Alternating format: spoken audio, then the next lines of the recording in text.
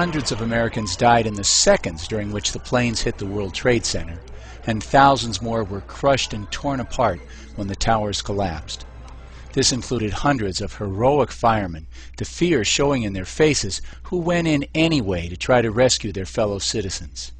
We should be outraged by this terrible loss from this terrible crime, and we need to demand justice. If we don't see to it that the guilty parties are punished, we're inviting them to kill us next time. So we have to demand justice. But we have to be careful. You can't just believe everything you hear. In fact, President Bush himself has very rightly warned us. Let us never tolerate outrageous conspiracy theories concerning the attacks of September the 11th. Malicious lies that attempt to shift the blame away from the terrorists themselves, away from the guilty.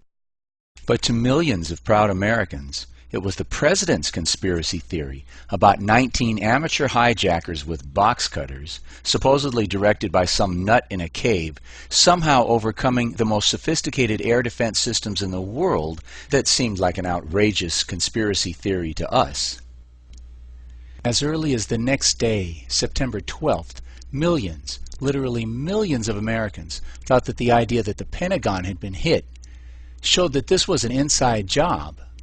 We were supposed to believe that a hijacked, slow-moving 757 could penetrate Pentagon airspace, could penetrate missile defenses, could penetrate defenses designed to stop supersonic jet fighters and bombers, and could do it 50 minutes after everyone in the country knew we were under attack. Pretty outrageous. The following day, September 12th, we were asked to believe a more detailed and more ridiculous story, that the plane that flew into Pentagon airspace then made a 240-degree turn around the building, exposing the plane's long and broad side to attack from ground defenses, all without a shot being fired. On September 12th, we were told that if the plane had not made this incredible turn, if it had just headed straight into the Pentagon, it would have crashed into the most high-level, top-secret area of the Pentagon. It would have crashed into the offices of Donald Rumsfeld and all the top brass. But instead of flying straight ahead, it made this ridiculous turn so that it crashed into an area that had been under construction for weeks before, into an area that had been specially reinforced during those weeks to make it more able to withstand just such an attack. And it crashed into an area that, because of the construction, was mostly empty and only contained people who had been judged by the killers as deserving death. Let's say that again. If 9/11 was an inside job, the people who were present at the Pentagon and who had been assigned to work in this very special area had been very specifically selected for death. And then we had to sit and watch as in the next week, Richard Myers, the man in charge of North American air defenses that day, the single individual most responsible for the disaster, instead of being court-martialed and shot, was instead promoted to chairman of the Joint Chiefs of Staff. Outrageous. Simply outrageous. On the morning of September 11th, many building engineers and demolition experts were disturbed as they watched the collapse of the Twin Towers. No steel frame building in the history of the world had ever collapsed in this manner. A few had been knocked down by earthquakes, but never by fire, or even by planes. In 1945, the Empire State Building was hit by a U.S. Air Force B-25 bomber, killing 14 people, but causing no significant damage to the building's steel frame. The designers of the World Trade Center anticipated such hazards. The building was designed to have a fully loaded 707 crash into it. That was the largest plane at the time. I believe that the building probably could sustain multiple impacts of jetliners because this structure is like the mosquito netting on your screen door, this intense grid, and the jet plane is just a pencil puncturing that screen netting. It really does nothing to the screen netting. A 707, by the way, is heavier than the planes that hit the World Trade Center.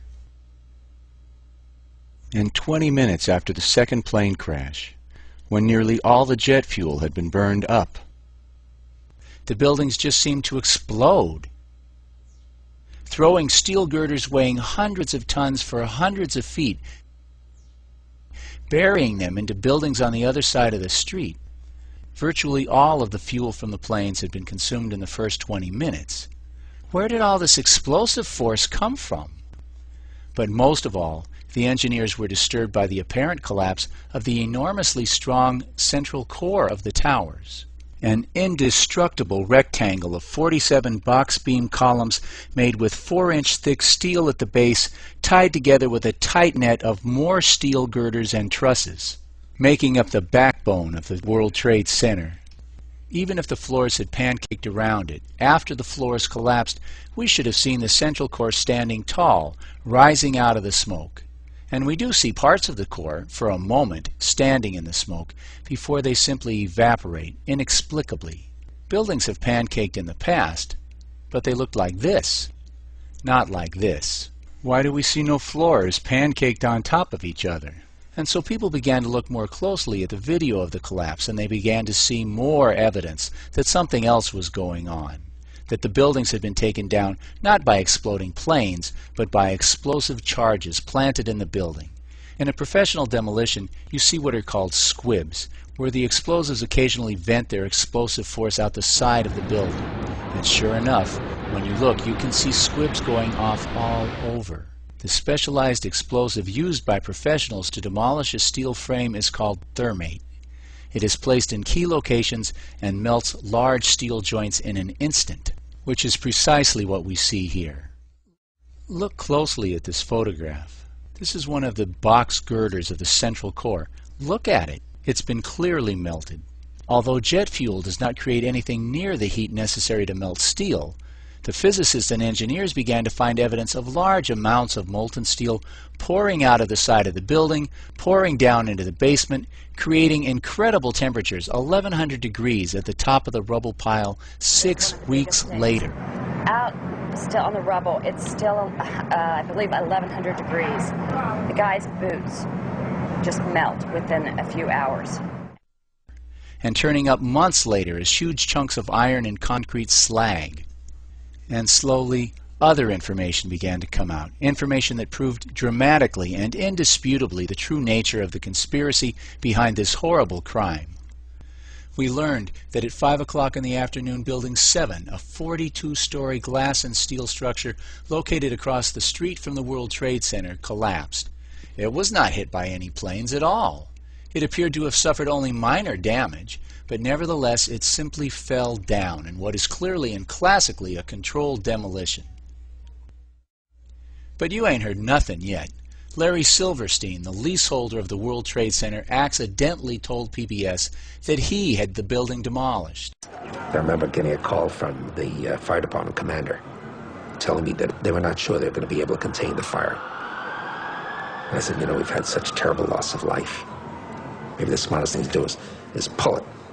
And they made that decision to pull, and then we watched the building collapse.